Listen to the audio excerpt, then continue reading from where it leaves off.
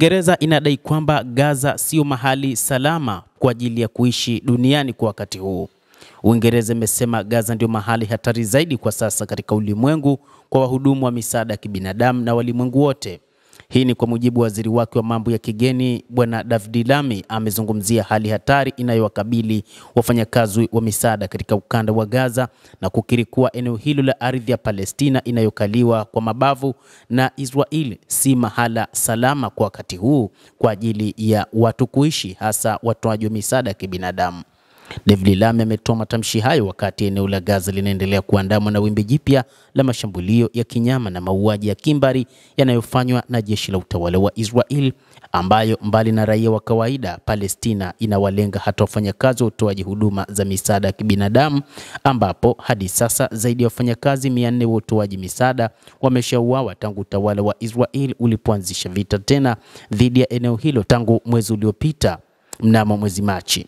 Akizungumza wakati wa kikao cha bunge, Lammy amedai kuwa mwezi uliopita alimshinikiza waziri wa mambo ya nje wa utawala wa Israel Gideon Sa'ar aharakishe uchunguzi kuhusu shambulio dhidi ya msafara wa shirika la utoaji misaada ya kibinadamu la World Center Kitchen linalofanywa na jeshi la Israel mwaka uliopita na kusababisha vifo vya wafanyakazi kadhaa wa utoaji wa misaada, na kwamba alisisitiza umuhimu wa kuwajibisha waliohusika na kuhakikisha haki inatendeka kwa waathirika. Mnamo Aprili mosi mwaka 2024, mashambulizi ya ndege zisizokuwa na rubani za jeshi la utawala wa Israel ziliua wafanyakazi 7 wa shirika la World Center Kitchen, wakiwemo Waingereza 3, Mwaustralia, Mpoland, raia mwenye uraia wa Marekani na Canada na Mpalestina.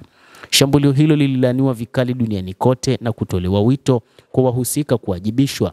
Wakosoaji wengi akiwemo mwanzilishi wa World Center Kitchen Jose Andres alipinga madai ya Israel kwamba shambulio hilo lilifanywa kimakosa. Hadi sasa Wapalestina 50,300 wameshauawa huko Gaza, wengi wao wakiwa wanawake na watoto, katika mashambulizi ya kinyama na mauaji yanayofanywa na jeshi la Israel tangu ilipoanza vita dhidi ya eneo hilo Oktoba mwaka 2023.